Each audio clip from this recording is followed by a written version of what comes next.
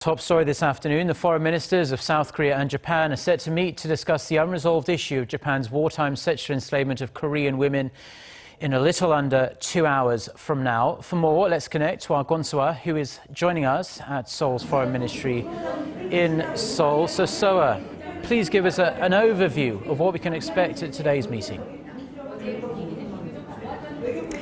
Hi, Mark. Korea's Foreign Minister Yun Byung and his counterpart Fumio Kishida are set to meet at 2 p.m. Korea time here at the ministry in Seoul.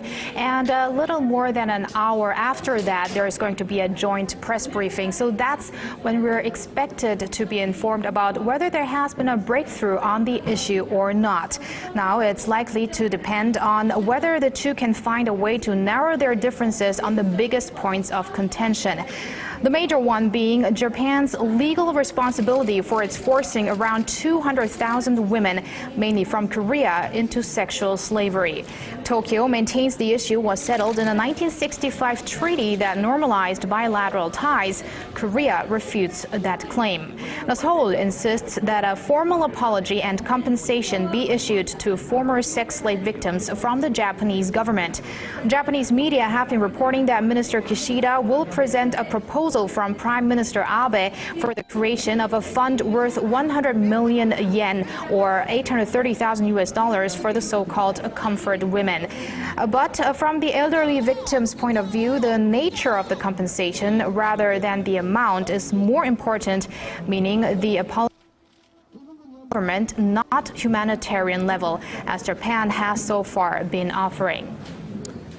And today's talks, it's December 28th now. They've been arranged so close to the end of the year. How likely is it that the two sides can finally, hopefully, reach an agreement on this matter? Well, Mark, expectations are higher than ever before as the timing of the meeting is seen as very important, also mentioned by Minister Yun yesterday. Now, expectations are especially high because the meeting is following President Park Geun-hye and Prime Minister Shinzo Abe agreeing to speed up talks at a summit in November. And Abe reportedly asked Kishida to do his utmost at today's meeting. Now, Seoul and Tokyo have already held 12 rounds of working-level talks, with the last one taking place just yesterday, which indicates some progress. But there have been some doubts over Japan's sincerity after Japanese media falsely reported that Korea is considering removing a symbolic comfort woman statue from the Japanese embassy in Seoul.